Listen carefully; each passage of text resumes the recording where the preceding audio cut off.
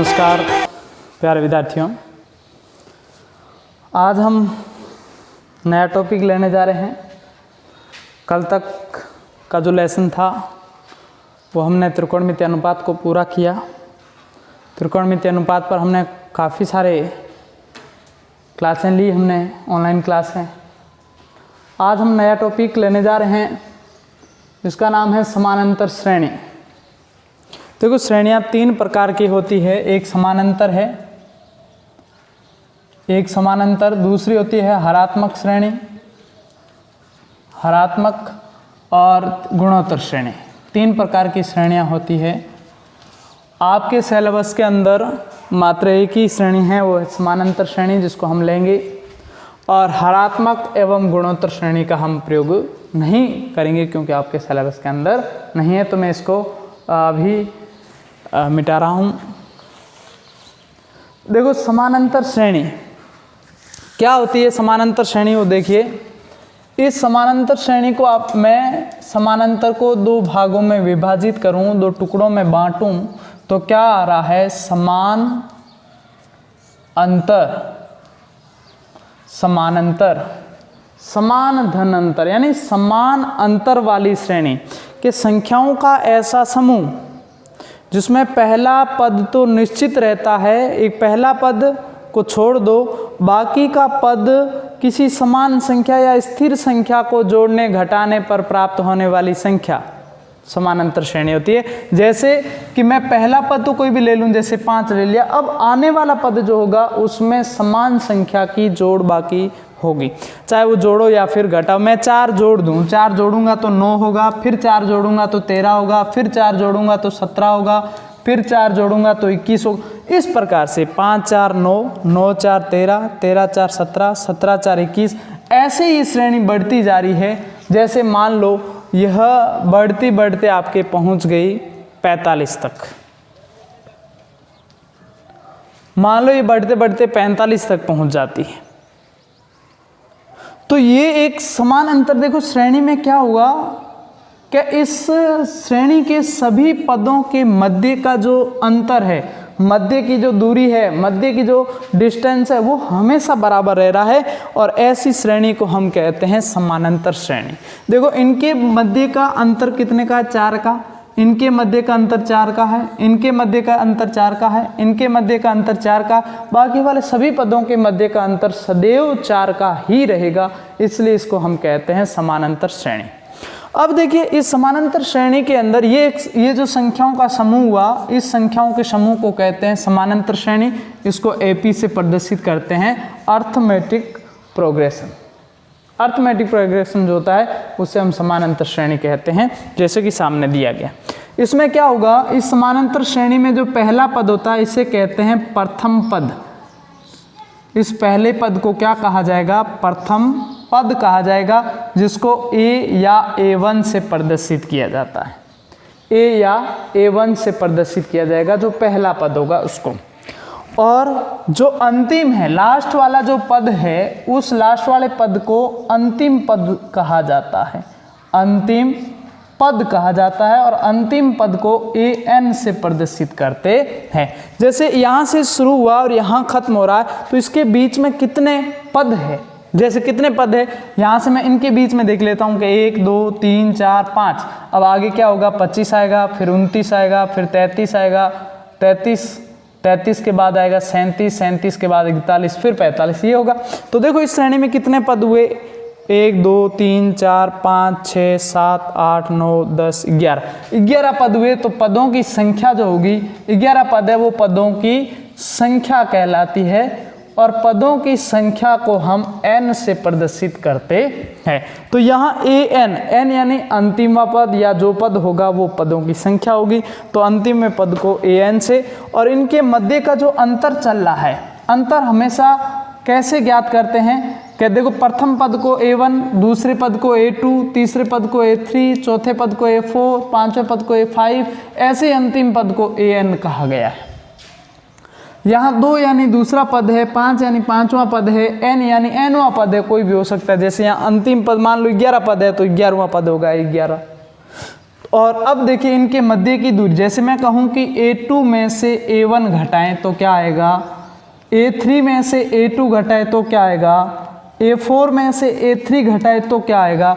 यानी हर अगले पद में से पहले पद को घटाने पर जो अंतर प्राप्त होता है वो अंतर क्या कहलाएगा, वो अंतर सार्व अंतर कहलाता है और सार्व अंतर को D से प्रदर्शित किया जाता है।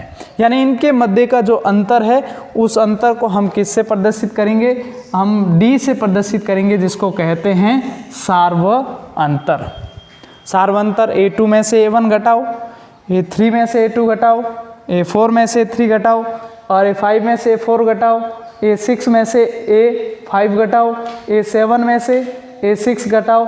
इस प्रकार से पदों को हम घटाते रहेंगे तो वो क्या कहलाएगा, वो सार्व अंतर कहलाता है।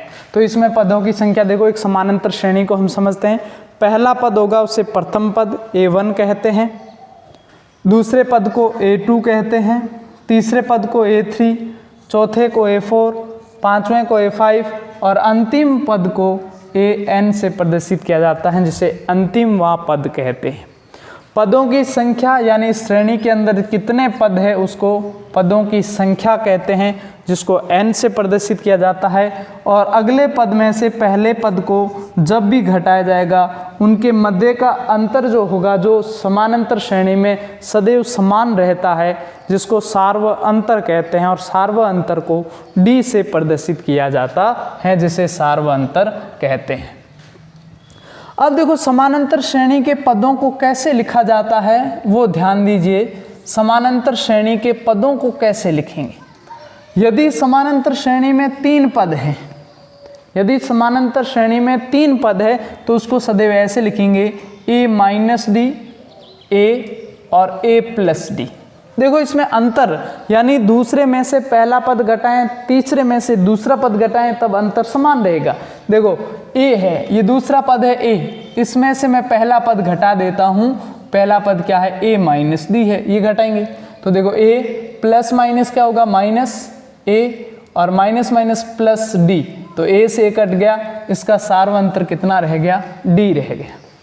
मैं A3 में से A2 घटा दूं, A3 क्या है A+D है और इसमें से A2 यानी A घटा दिया, A से A घट गया, पीछे क्या रहा D, यानी दोनों का सार्व अंतर क्या आ रहा है, दोनों का सार्व अंतर आ रहा है, दोनों का सार्व अंतर D आ रहा है। अब ये तो 3 पद हो तो 3 पदों को हम इस प्रकार से लिख सकते हैं जब भी समानांतर श्रेणी बनाई जाए तब। यदि समानांतर श्रेणी में 4 पद हो तो समानांतर श्रेणी में 4 पदों को कैसे लिखते हैं, समानांतर श्रेणी में 4 पदों को लिखने का तरीका है A-3D, A-D, A+D और A+3D। देख लो A-3D, A-D, A+D, A+3D। ये हो गए आपके 4 पदों को लिखने का तरीका। यदि समानांतर श्रेणी में 4 पद आए तो 4 पदों को हम कैसे लिखेंगे, 4 पदों को लिखने का तरीका है A-3D, A-D, A+D और A+3D। अब अंतर देखें कि इसमें से मैं इसको घटा दूं तो देखो इधर क्या A2 कितना है A-D है और इसमें से A1 घटाएंगे यानी A-3D घटाएंगे तो देखिए इधर A-D माइनस हो गया A और प्लस हो गया 3D, A से A कट गया, 3D में से D गया, पीछे क्या बचेगा 2D प्लस के 2D बचेगा। अंतर कितना आ रहा है 2D आ रहा है।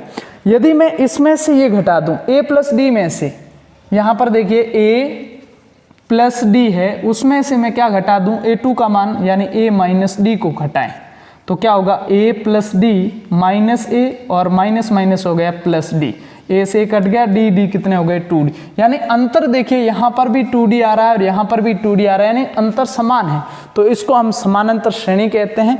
और 4 पद यदि समानांतर श्रेणी के हो तो इस प्रकार से इसको लिखेंगे। यदि 5 पद है, समानांतर श्रेणी में 5 पद है तो क्या होगा A-3D, A-D, फिर A+D और A+3D। घटाकर देखेंगे तो वही का वही आएगा कि हम ये कहें यहाँ पर देखिए a-3d में से a-d गया, यदि ये घटा है तो माइनस के 2d बचता है, अंतर नहीं, यहाँ पर क्या होगा a-4d कर दें, a-2d, a+2d और a+4d घटा कर देखें तो कितने का अंतर चल रहा है, 2 का अंतर अब चलेगा। क्या इसमें से इसको घटाएं तो माइनस के 2d बचेगा, इसमें से इसको घटाएं तब माइनस के 2d बचेगा, इसमें से इसको घटाएं तब भी माइनस का 2d बचेगा, इसमें से इसको घटाएं तो माइनस के 2d बचेगा। ये अंतर समान चल रहा है तो हम इसको भी क्या कह सकते हैं, ये भी एक 5 पदों को लिखने का तरीका है। तो समानांतर श्रेणी के पदों को हम किस प्रकार से लिख सकते हैं ये आपके सामने पड़ा है। एक बार पुनः देखिए कि यदि समानांतर श्रेणी में 3 पद हो तो हम उसको लिखेंगे a-d, a+d। यदि 4 पद हो तो हम लिखेंगे a-3d, a-d, a+d और a+3d। यदि 5 पद हो तो हम लिखेंगे a-4d, a-2d, a+2d और a+4d। ऐसे हम लिख सकते हैं। तो ये समानांतर श्रेणी के पदों, अब इसमें 4 चीज़ें, जब भी समानांतर श्रेणी आती है तो 4 चीज़ें आपको याद रखनी है। एक तो a या a1 जिसको हम क्या कहते हैं, प्रथम पद कहते हैं, प्रथम पद कहते हैं। दूसरी चीज़ हमें याद रखनी है, दूसरी चीज़ क्या होगी, दूसरी होगी सार्वअंतर d को हम सार्वअंतर से प्रदर्शित करते हैं, जो बार बार हमने कहा है। अब सार्वअंतर कैसे ज्ञात करेंगे कि अगले पद में से पहले वाले पद को घटाएंगे, यानी 2 में से पहला पद घटाओ, 3 में से दूसरा पद घटाओ, 4 में से तीसरा पद घटाओ, तब वो हमेशा सार्वअंतर आएगा और सार्वअंतर सदैव समान आता है। उसके बाद में पदों की संख्या n से प्रदर्शित करते हैं, पदों की संख्या को n से प्रदर्शित किया जाएगा।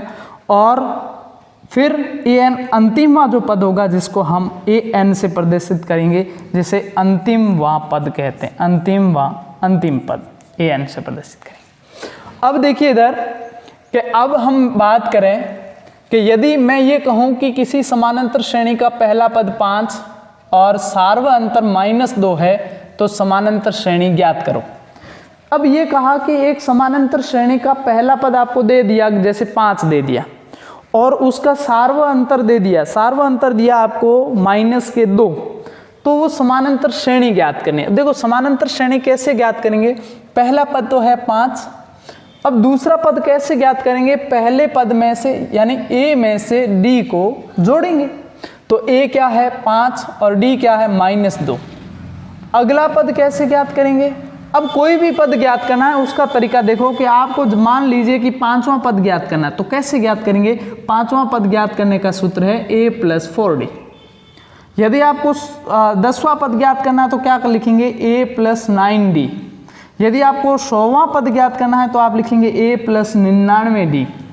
तो यहाँ पर देखो पहला पद ज्ञात करना a+d हो गया, तीसरा पद ज्ञात करना है, तीसरा पद ज्ञात करने का सूत्र होगा a+2d, चौथा पद ज्ञात करना है तो a+3d, पांचवा पद ज्ञात करना है तो a+5d, ऐसे ही रहेंगे, पांचवा पद a+4d हो जाएगा। तो यहाँ a+d, अब देखो 5 -2 कितने हो गए 3, अब a का मान 5 और +2 और d का मान -2, तो 5 में से -4 गया, क्या बचेगा 1। अब देखो यहाँ 5 +3 और d का मान -2, 5 में से -3 और 2 का गुणा -6 हो जाएगा, 5 में से -6 गया -1, फिर 5 में से 4 दूनी 8 गए, पीछे बचेगा -3। तो समानांतर श्रेणी क्या बन जाएगी, देखिए इधर कि 5 3 1 -1 -3, और ये श्रेणी इस प्रकार से आगे बढ़ती जाएगी। कोई भी पद आप ज्ञात कर सकते हो। जैसे आपको मान लो इस प्रकार श्रेणी दे दी, माने ये कहा गया कि a 2a 3a 4a, क्या ये समानांतर श्रेणी है। यदि आपको पहचान करनी है कि ये समानांतर श्रेणी है और सार्वअंतर ज्ञात करो, तो हम क्या करेंगे कि सार्वअंतर देखेंगे, यदि अंतर समान है तो हम कहेंगे कि वो समानांतर श्रेणी है, और यदि अंतर समान नहीं है तो हम सीधी बात कहेंगे कि वो समानांतर श्रेणी नहीं है। जैसे देखो 2a में से a गया, पीछे बचेगा a, 3a में से 2a गया, पीछे बचेगा a, 4a में से 3a गया, पीछे बचेगा a। देखो तीनों में सार्व अंतर कितने का आ रहा है, यानी तीनों पदों में देखते हैं अंतर जो है वो समान आ रहा है। अंतर यदि समान आता है तो हम कह सकते हैं कि यह एक समान अंतर श्रेणी है। और अब इस समानांतर श्रेणी का सार्वंतर ज्ञात कीजिए। तो सार्वंतर कितना हो जाएगा, इस समानांतर श्रेणी का सार्वंतर a हो जाएगा। मैंने ये कहा कि a2, a3, a4 क्या ये समानांतर श्रेणी है? a3 में से a2 घटाएं तो क्या होगा, a3 माइनस a2। a4 में से a3 घटाएं तो क्या होगा, a4 माइनस a3। यानी अंतर अभी समान नहीं आ रहा है।